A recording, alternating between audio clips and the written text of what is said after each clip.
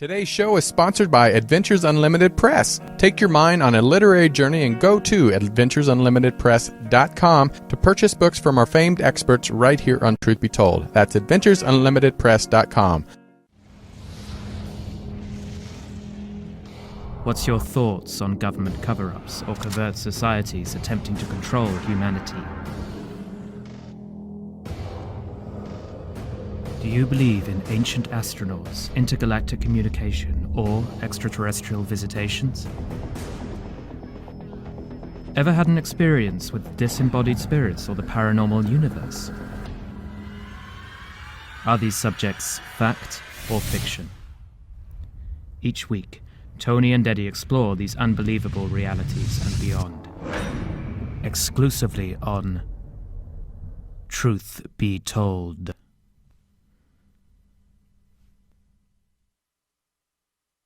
Hello and welcome back to another amazing hour of Truth Be Told with Tony and Eddie. I'm your host, Tony Sweet, and of course, the wonderful, world-renowned psychic, and your other host, Eddie Connor.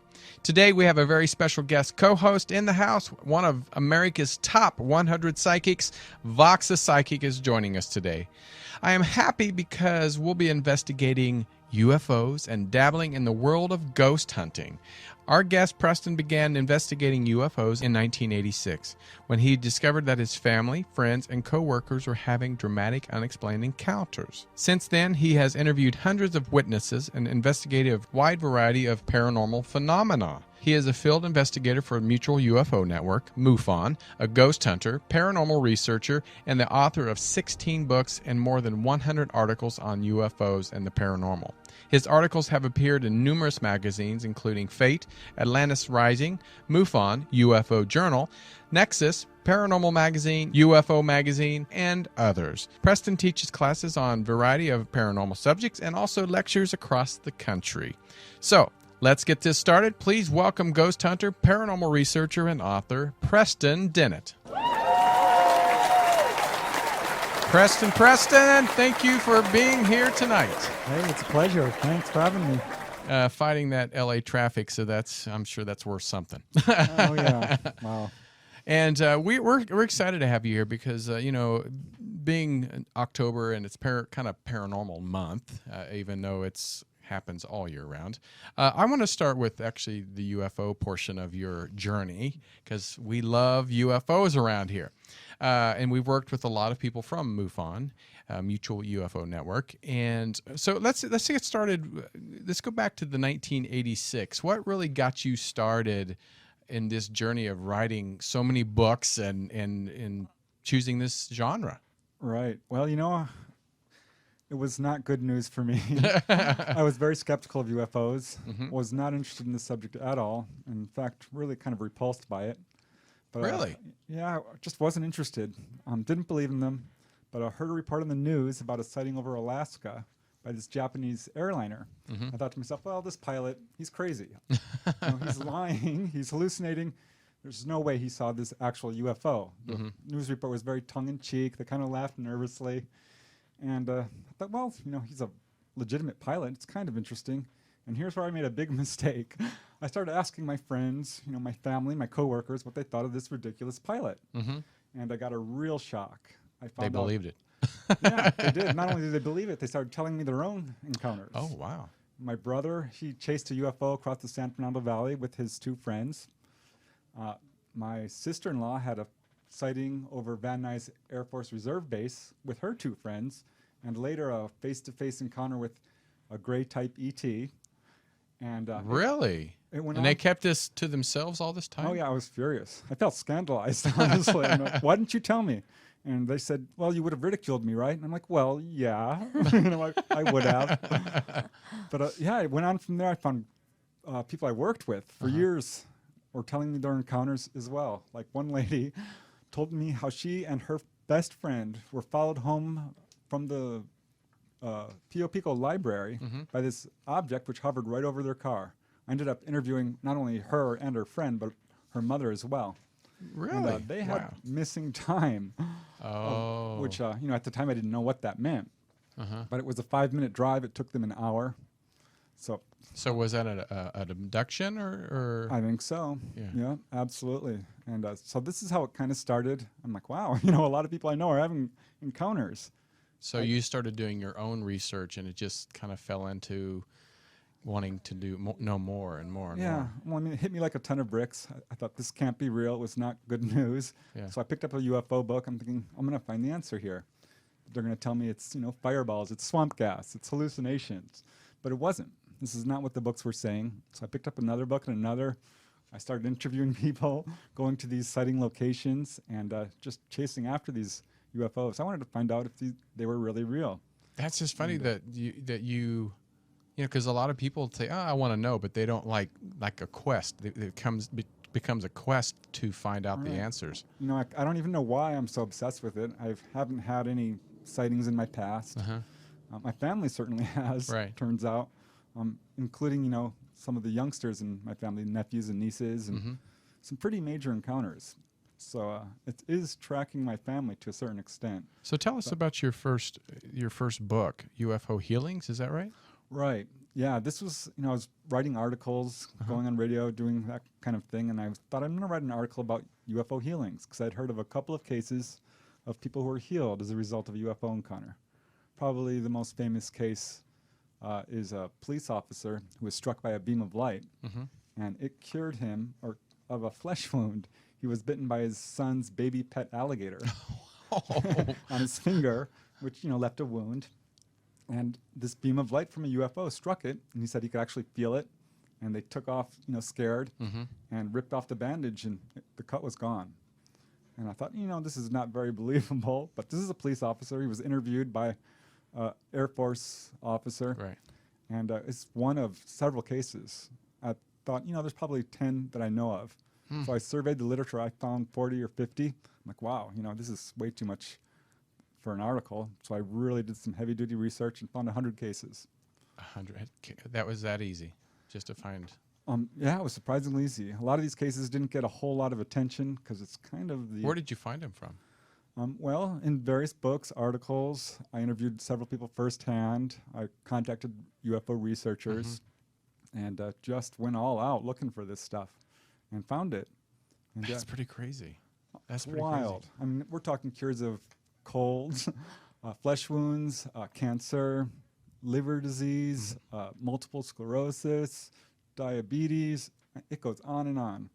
Do you think it was intentional of curing these people, or was it just kind of the result of the encounter itself? You know, that's a great question, and I analyzed that. And I'm going to say about half were just sort of a side effect. You happen to drive under a UFO or something like that. Yeah. But certainly some of them do seem to be intentional.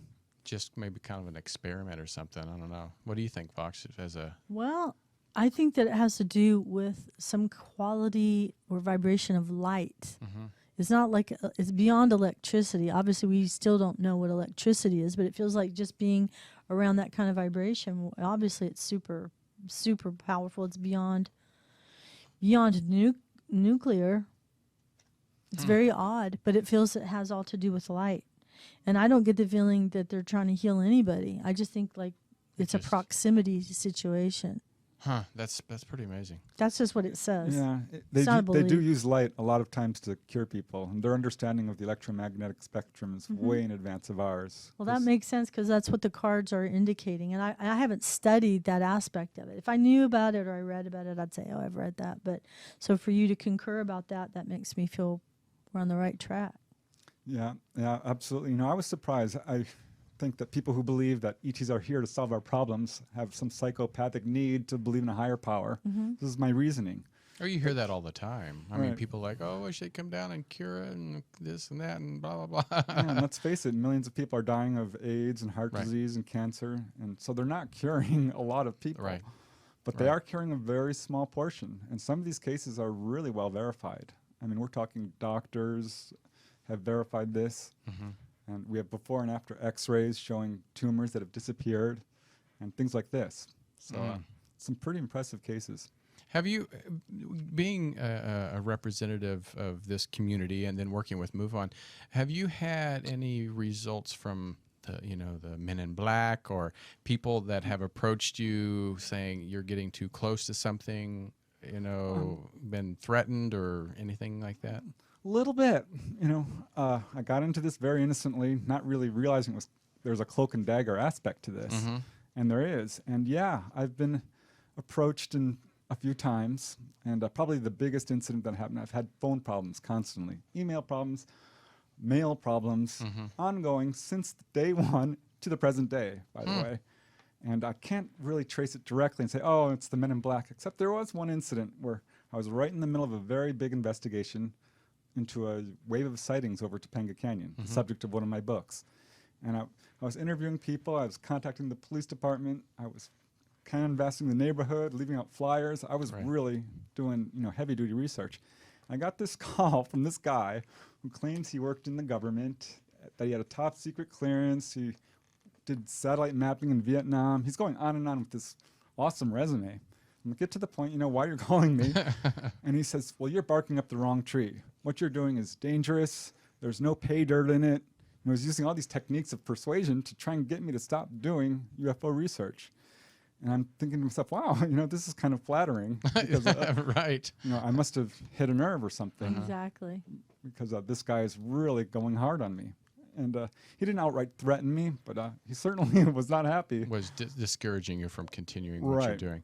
And you've written a lot of books. I mean, a lot of books. Of all the books you've written, and we can go through a few of these, but of all the books you've written, what was one of the information that really kind of most shocked you when you found out about information to put into some of your books when it comes to especially the UFOs? All right. Well, you're kind of asking me to choose between my babies. I know, right? I love them all. The UFO healings I thought was the most shocking, I have to say, because there was nothing written about that really, and that had been largely ignored by the UFO field. So that was a real big hit. The Topanga Canyon UFO wave was probably still my biggest case. There was one incident, the Coronado Island UFO incident, and this was an abduction involving, or a visitation involving 8 to 10 witnesses or more. So this had a lot of independent corroboration. Some of these guys had physical effects, medical evidence that sicknesses and stuff, or well, implants. Oh. And one lady had her implant actually removed by Dr. Roger Lear, the late Dr. Roger Lear, who specialized in that.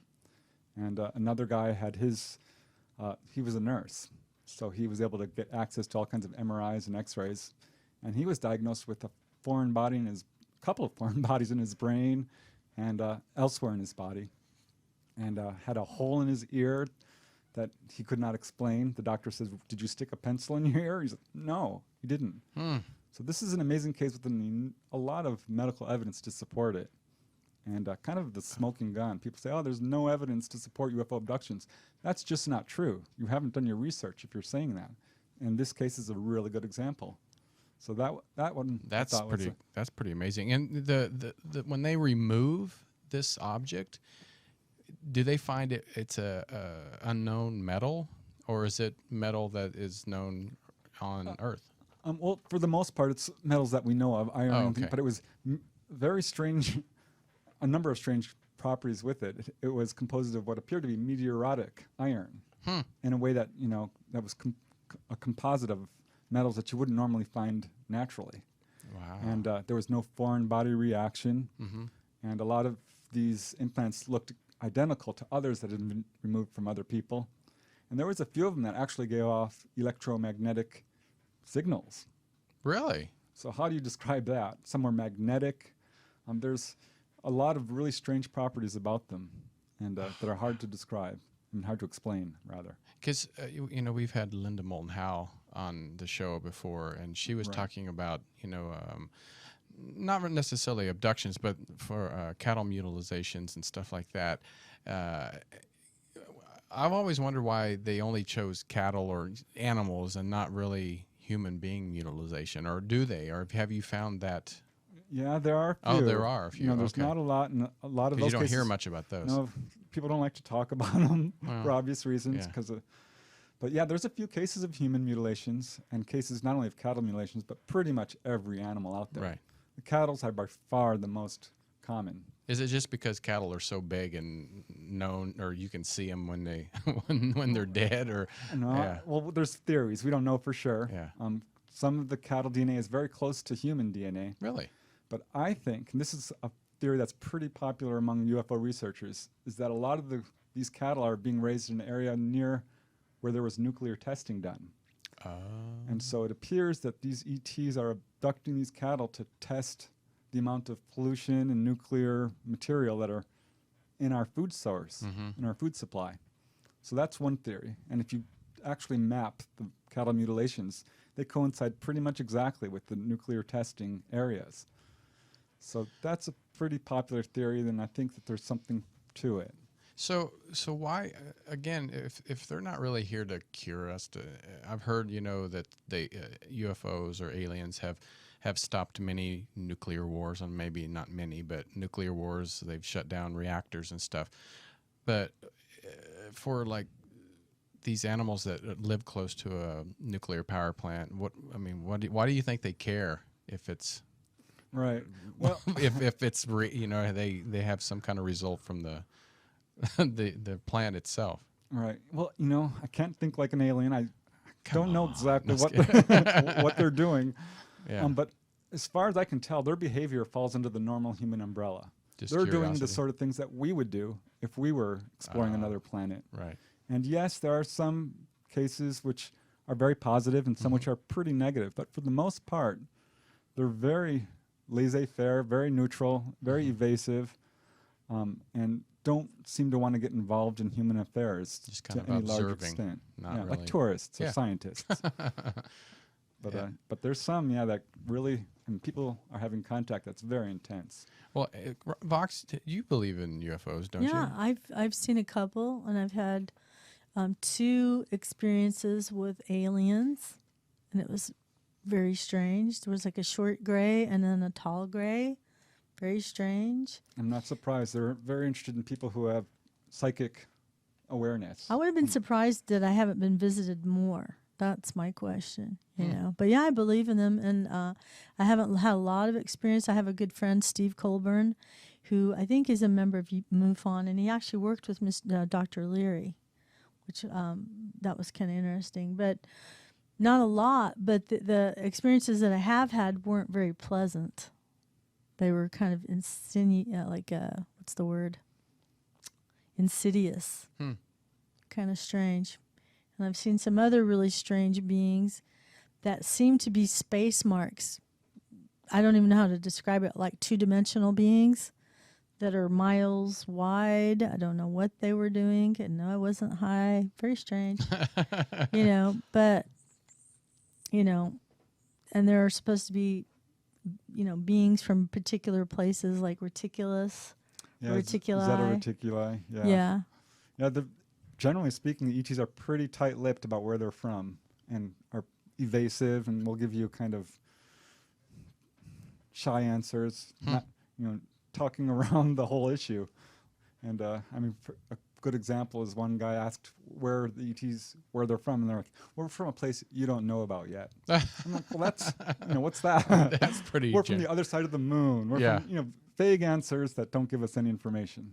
It's pretty typical. Huh. That's typical to hear that Right. answer. If you hear anything at all. For the most part, they don't talk a whole lot other than to say, don't be afraid. We won't hurt you. Come with us. They didn't really say anything to me, but I knew what they meant. It was like telepathic. Now, as far as reticuli, what do those beings tend to look like if you've seen them or had anybody's experience? What do those beings look like that you know of? I get a lot of different descriptions, but I'm going to say a good 70, 80% are a variation of the grays, the Zeta Reticulans, so-called. Are they tall or the smaller ones? Or they range in about from 3 feet, I would say, to upwards of 5 feet. Not a whole much taller than that, but the description is pretty darn consistent. The large eyes, the gray skin, no apparent clothes, very minuscule features, little holes for ears, very large head. But I'm getting a lot of reports also of a praying mantis type Oh, I've ETs. been hearing about that lately too. And My also- old, yeah, And strange. human looking ETs, ones that look just like us, which to me raises serious questions about human origins and where we came from Right. and our relationship with these guys. But yeah, there's also a category which is kind of a catch-all, which is very hard to, define or categorize because you've never seen these guys before. So it's a little frustrating as a researcher to try and figure out who are these guys and Right. where are they coming from. Well, our previous guest was actually asking me before we went on air. He was wanting to know. He goes about. He goes, "Do you believe in aliens that are walking among us?" And I said, yeah. "Oh yeah, of course." And he says, "Well, how can you tell?" I'm like, "Well, apparently we can't when we just look at them." But when you hear this and you've done research, have you done research on? Is there people in politics? I mean, or do you believe there's people in politics or in our everyday corporations? I would have to believe that, they're infiltrating every level of society. Donald Trump. Yeah, right. no! No. They Explains the hair. They wouldn't even have that hair, though. This is what the experiencers, the people who are having these encounters are telling us. And if they look like us, they could easily walk among us and we would not know. And, I don't have any evidence that, Obama is an Yeah, ET right. Right. or that, Bush Where's is a the reptilian. certificate? Right. But you have to wonder, that if there is something to that, because I Yeah. have got a lot of cases where people have seen ETs in places that they should not be seeing them, and Yeah. by that I mean like on a subway in New York or Oh, really? restaurants, public places. And these aren't people just like, drunks on the street. They're like, I was had a bottle and I saw. No, first time I thought that, but as these cases start to add up, You're like, no. yeah, people that probably would not normally Right. report this. And most people, don't report it. Yeah. Most people are comfortable reporting a light in the sky, but when Right. it comes to an ET walking into your house or you being abducted Right. or something like that, people are very reluctant to talk about it. So do you think, okay, we talked about the grays, kind of, I don't know if we can call them humanoids or, ETs that look like humans, praying mantis. How many species that you can say do you think there are? Well, in a scientific, from my own research, I can say that there's at least 4, 5, 6, but from the books and everything I've read about, and I'm going to say it's quite a bit more than that, 10, 20, 30, Right. but, hundreds. It's an extraterrestrial parade out there. Wow. I think there's a huge misconception about space and aliens, from the distance of the stars and all that. Right. I think it's a lot more common than people realize. So why don't we just look up in the sky, or maybe we do and just don't really pay attention? Why are not a lot more people just, L.A., there's how many millions of people. Why aren't we not looking up and just seeing back and forth aliens? Because, Right. Yeah. because we can see for thousands of miles into space. So, Hey, if you want to see a UFO, it's just a matter of going out there late at night Yeah. into these hot spots like Topanga Canyon or the Why high desert Topanga? up there. I think there's probably a base somewhere around there, which I know how that sounds, but I've been doing a lot of research into this particular area, particularly underwater UFOs. oh, yeah, I've been wanted to bring that up. The one off of Malibu, is that true? Right. Oh, I'm the guy.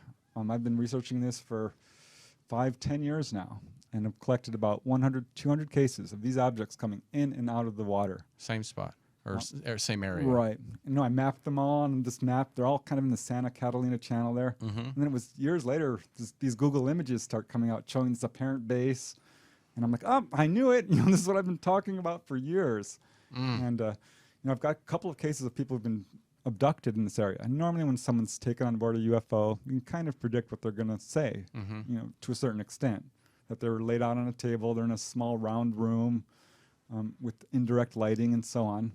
I've got a number of cases of people who are taken, off the coast there or even on Catalina Island, and they weren't taken into a UFO. They were taken into an underground area with rock walls and so on, some sort of underground base. So if there is not a base there, there's a parking lot of UFOs. Because I've got cases, 4 or 5 cases involving not 1 or 2 objects, but 20, 30, 40, even 200. I know how that sounds, but there's so many of these cases. At some point, you're stuck with the evidence. How do you explain it? So recently we interviewed Eric Van Daniken, Oh, wow. And he's the godfather of, the True kind of pioneer. yeah, true pioneer of, if the people that don't know, he wrote Chariots of the Gods. He's on Ancient Aliens as one of the bigwigs host, and they all look up to him. And it's fascinating to hear him. He's talking about as a younger man to now saying, I've made my mistakes. The things that I claimed at one time or did not happen, or I thought happened, but later on I realized didn't do it. When you were doing your research, was there anything that later that you said, you know what, I was wrong? The research I did before wasn't correct. Have you had any of that yet? No, not really. I was very careful to not change the evidence and to pretty much write down exactly what these witnesses were saying. There was one example which I was interviewing these kids who saw a UFO over Old Topanga Canyon, and they saw first one object, followed by two more, followed by a very large, strangely shaped craft which came right down over their house, had little lights all around it, shined down a beam of light. And one kid, he says, "I'm sorry, I can't tell you what we saw. I was too scared to look." The other guy gave a great description. He's like, "Oh, I wanted to jump into that beam of light." And they said, as this object moved away, it turned transparent. And I'm like, that's bizarre. I don't want to say that. This is a metallic ship, and you're telling me it turned transparent? I'm like, all right, I'll write it down. Since then, I've gotten a number of cases just like that, where these objects suddenly turn transparent and disappear. So that's a good example, I think, of where some researchers might push that aside and not, Right. talk about it. Well, it sounds like you didn't jump the gun where he said he did in the beginning. Right. No, I was very Yeah. careful because Yeah. I was so shocked already to Yeah. find out that Earth was being invaded by ETs, and no one was talking about it. This was, before Whitley Strieber had come out with his book, and Bud Hopkins was just becoming popular, and Billy Meyer, and Yeah, David of course. Jacobs, and John Mack, and all these guys. So I caught that wave right when this sort of was pushed into the mainstream. So yeah, I was very careful. I love this stuff, and I can't remember the incident that happened in the UK. It was on I believe an American Air Force base, Rendlesham, and so was it we talked about the people that get in the light and they get the healing, but wasn't there the ones that actually got sick? Yes.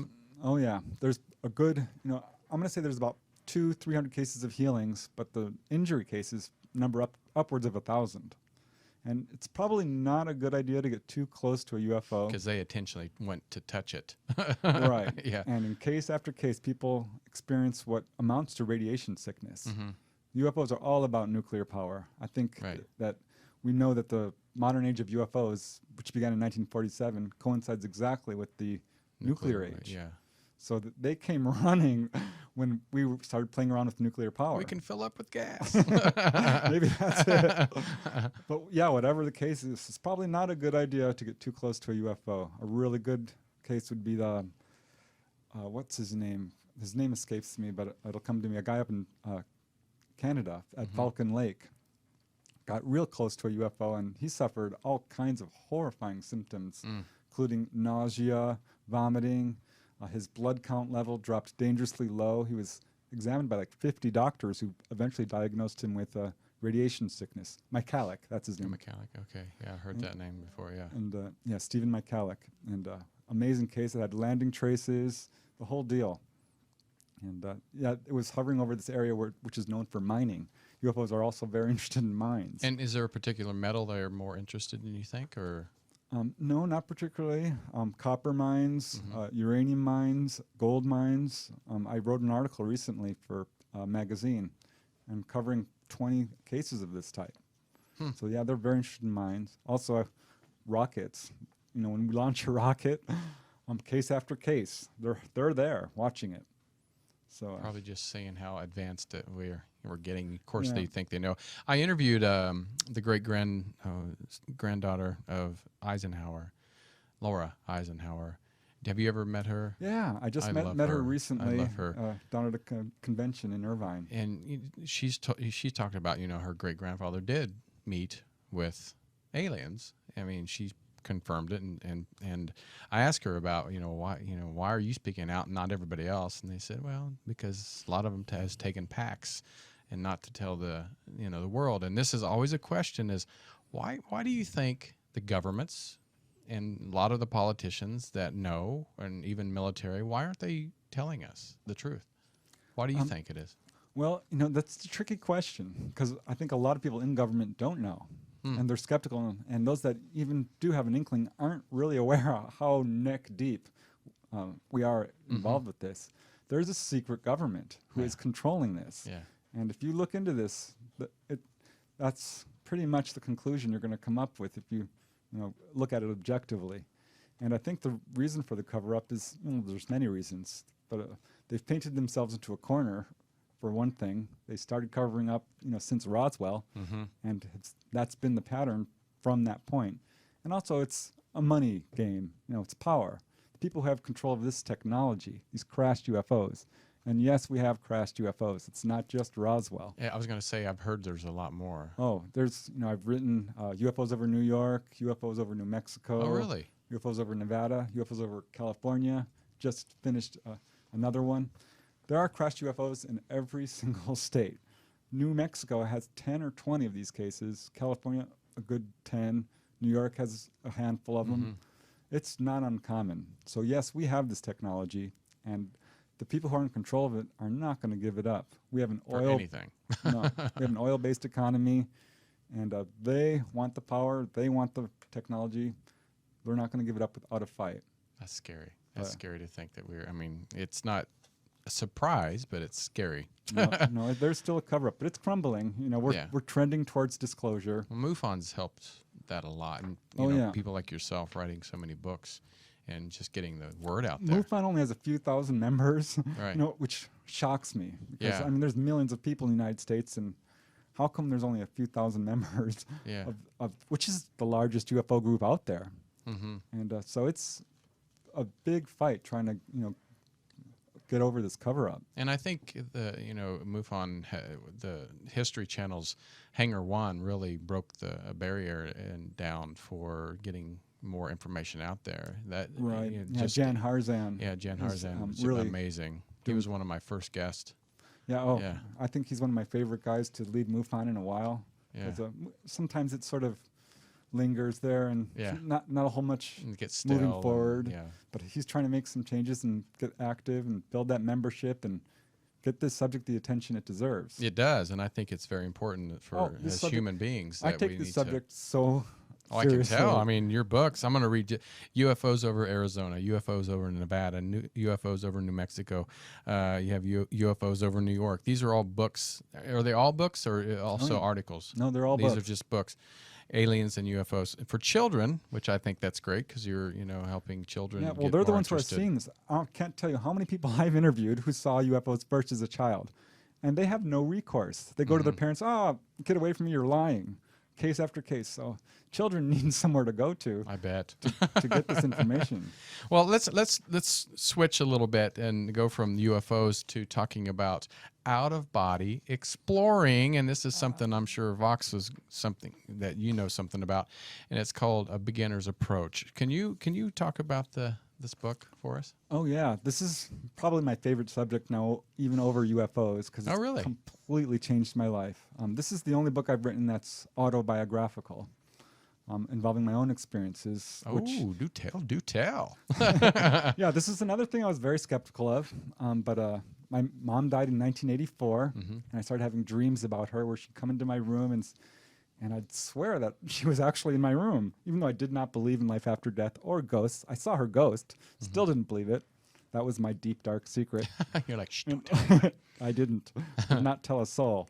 But I picked up books on dreams, lucid dreaming, which kind of led to picking up Robert Monroe's book, Out of Body Exploring, I think, or Out of Body Journeys, something like that. And he gave exercises on how to do it. I thought, okay, I'll try it. And pretty simple exercises involving relaxing and visualization and things like this. And it worked. I could not believe it. It took me maybe 2-3 months of really buckling down and doing them. I started remembering my dreams a lot more. And then, boom, one day I popped out of my body. I was right there looking down at myself in bed and horrified. Really? It scared you? Oh, yeah. I thought I've died. What have I done? No, I'm dead. Great. What did I do? This was a bad idea. And I dived back into my body and woke up, and I was so happy, so excited. I couldn't believe it. I had done it. And so I'm like, wow, I've got to try this again. This actually works. And yeah, pretty soon I was able to start doing it regularly. Wow. Popped out of my body, went across the room, floated down the hallway into the bathroom, grabbed the sink, and I'm like, I'm doing it. And looking in the mirror, and I'm not there. There's nothing in front of the mirror. I'm like, whoa, this is wild. I could not believe it. I mean, this changed my life.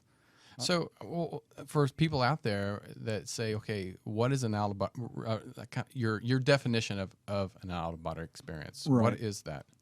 Well, to start, I mean, we have our physical body, Mm-hmm. and then we have what you would call a dream body or an astral body. Now, not to complicate things, but we also have an etheric body, a causal body, a akashic body, a buddhic body, 7 bodies, okay? Each going higher and higher up to these astral planes, I guess you could call it. But simplifying things, let's just say we have a physical body and a dream body. And the dream body is actually the superior body, the astral body. It doesn't age.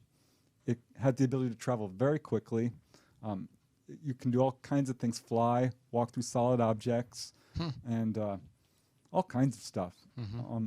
And an out-of-body experience is basically nothing more than the experience of feeling that you're separated from your body, being able to perceive your body from a distance. And once you do it, there's no doubt in your mind. When you have that first experience, you're like, okay, there is life after death, period. Is that like flying when you're in your dream type of thing? It's similar to that. Because I used to have a lot of flying dreams. We are almost without exception. Flying dreams are sort of half-remembered out-of-body experiences. Right. And in fact, a lot of dreams really are half-remembered out-of-body experiences. And the truth is we all do this every night. We just don't remember. So the real trick is remembering what we're doing at night. We're having all these adventures, and we're forgetting it completely. Mm-hmm. So it's all about, remembering. So you can train yourself to do this? Oh, yeah. Yeah, I teach classes on how to do it. I've trained a bunch of people how to do it very successfully. And there's all kinds of things you can do once you get out of body. I bet. Oh, it's wild. Is it very healing for people that are troubled? Is it very healing for those type of people? Yeah, it can be. In fact, I think it's a great place to do that sort of psychological work because the astral body is also called the desire body. And all your repressions, any anger or greed or lust or anything that you've kind of pushed down, you go out of body. It's going to come out in full force. Oh, wow.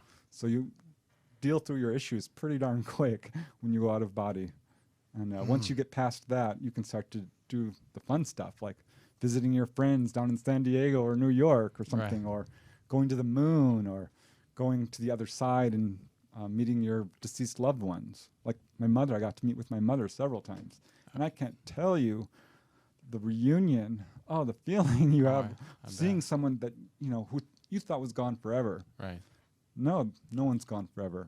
There is life after death, and you can go out of your body and visit these people on the other side anytime you want.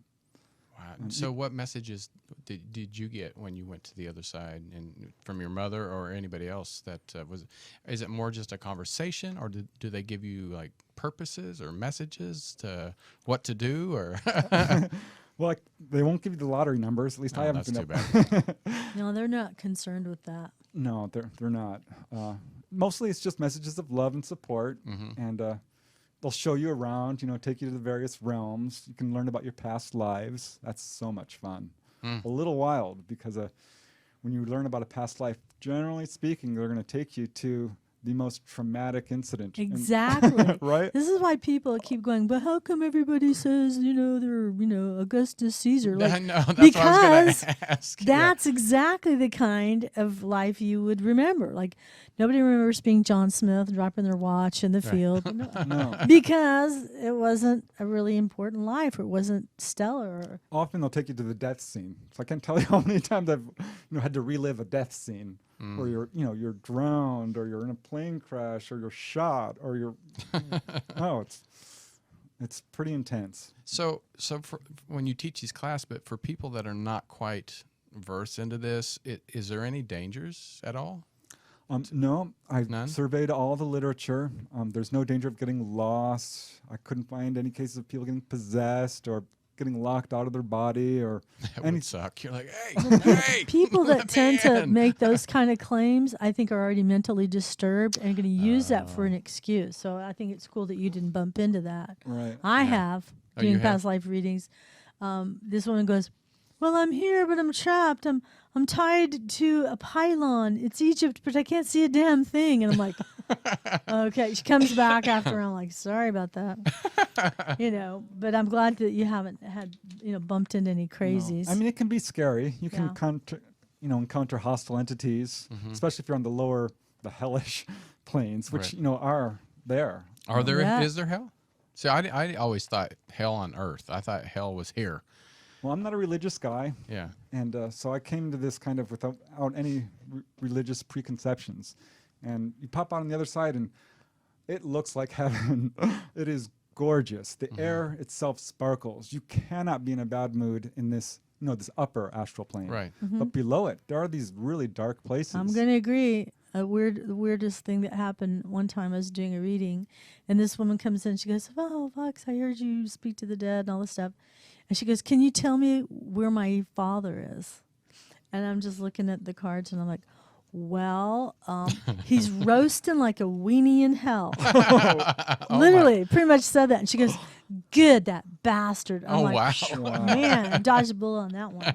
Yeah, when you go out of body, you sometimes have to pass through these realms. And most was people shocked. don't. They just pop right up in the heavenly realms. But if you get good at it, you can kind of explore. And I went and I looked around, I didn't like it. It's very pushy, very dark. These people, you try to help them, they're not interested. They're very self-involved. They're caught up in their own grief. That's They're- kind of how they got there in the first place, Right. I think. Right. They're caught up in lust or anger or food even. It's very hard to get their attention. And so I'm like, this is so uncomfortable. I'm not wasting my energies here. I can't stand it. It's very uncomfortable. So is those people? It's not necessarily. Is it people like would be Hitler, or is there even a darker realm than that? I think there's darker. Eesh. I think that the darkest thing I've ever seen are Christians or people that pretend to be Christian that are like, no. There's a special place for some of these people. Now, something that's interesting in the Kabbalah, they're like the 10 worlds or the 10 Sephiroth, and you have the 4 different worlds.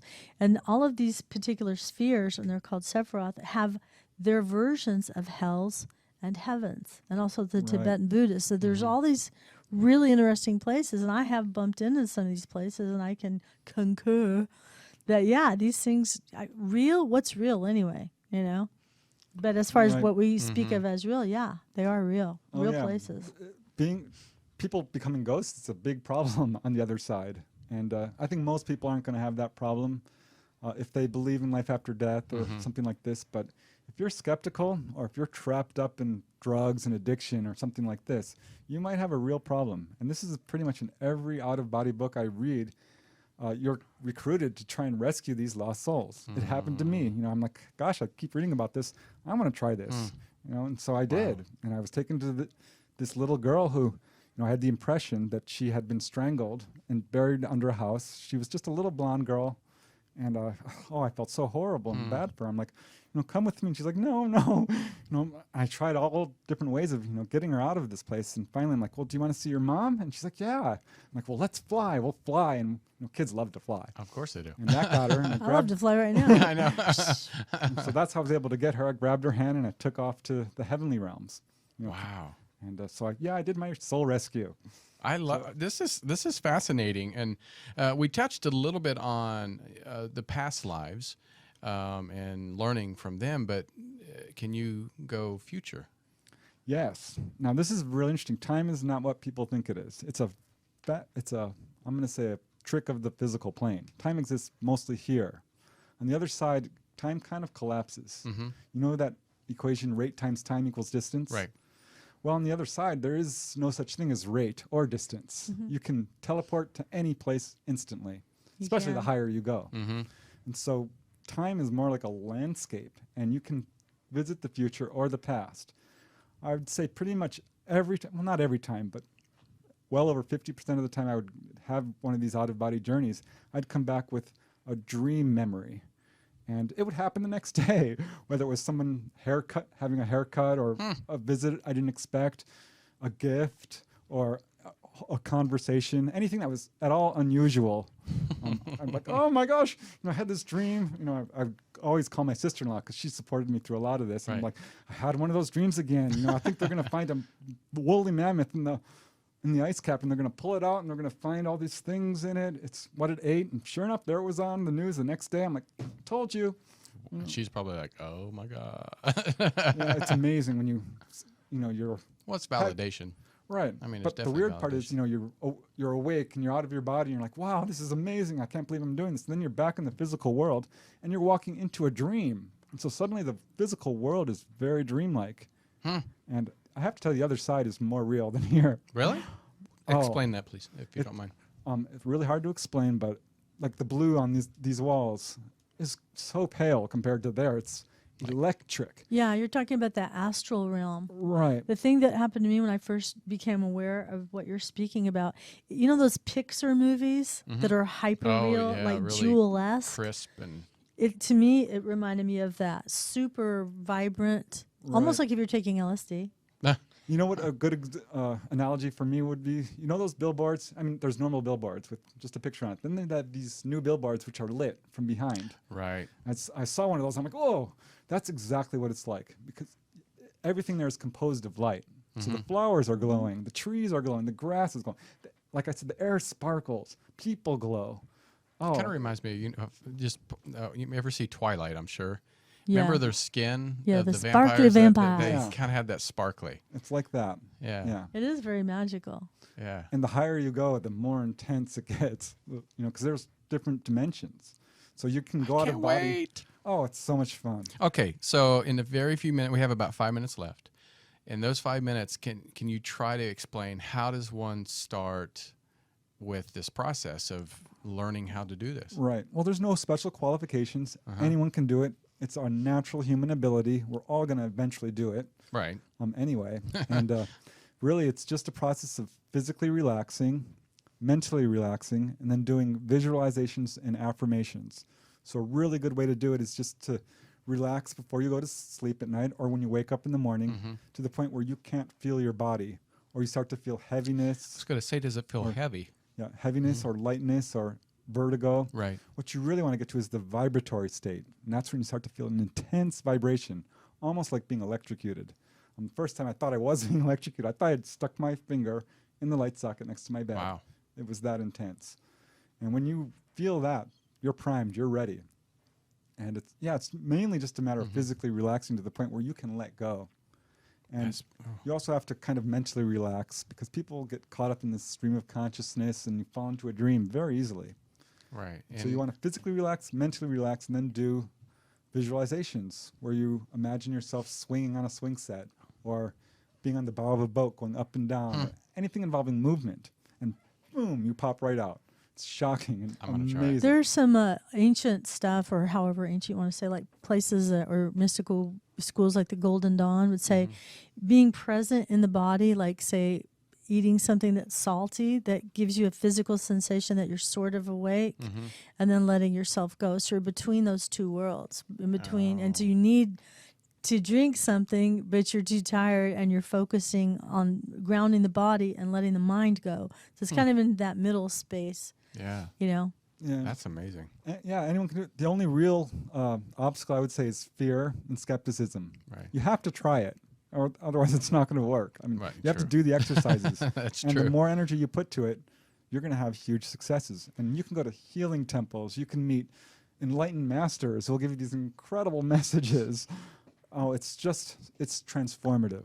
Well, the book, Out of Body Exploring, A Beginner's Approach by Preston Dennett. So tell everybody where they can get this book and all your other books. You have a whole library of books. Right. Well, they're at bookstores near you if you can find one. Bookstores are pretty much Or gone go on the now. Astral. Yeah. Or on Amazon. My website is my name, actually. If you just Google my name, it'll take you there. It's prestondennett.weebly.com. I've got all my books there, excerpts, and you can contact me through my website.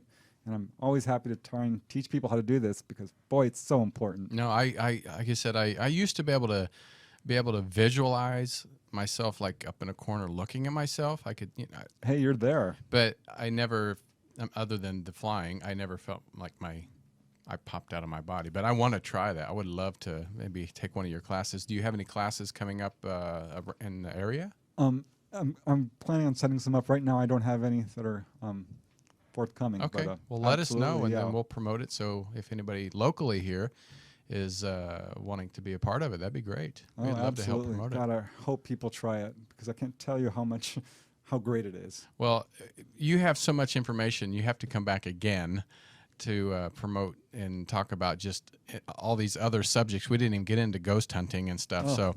Yeah. But that's going to be for another time. And we want to thank you so much for taking the time and fighting this traffic and getting here today. Make sure you go to PrestonDennett.weebly.com and you can pick up all his books. Make sure you go to, I'm sure, Barnes & Noble. Is it Barnes & Noble? Yep. Amazon? Absolutely. All those. So there's not an excuse to get the books by Preston Dennett. So, all right. Well, Preston, thank you so much. And Voxx, again, thank you for being here. No, I'm glad to be here. I love you. And go to voxthepsychic.com. Yeah, VOXXTHEPSYCHIC.com or vox.org, voxx.org. And come on over, check it out. And in 2 weeks, Voxx is back because Yeah. we're going to do a seance. Yeah, a real one. Live seance Wow. right here on Truth Be A Told. real one. Nice. All right. Well, thank you guys. And we want you to go to truthbetoldwebtv.com. Check out all the upcoming guests right here. Linda Moulton Howe is coming back next month. We have her booked. I know there's a couple people that I'm excited to have. We're going to talk about the Salem witch trials in November. They didn't get me. I know. you snuck out early. The real witches got away. Sorry. I know. We're But this is not going to be, I stupid. can't wait. And so much more. So, all right. Thank you. And stick around for Shar Vision with Shar Margolis right after this. Another great show right here on UBN. All right. Talk to you soon. Bye-bye.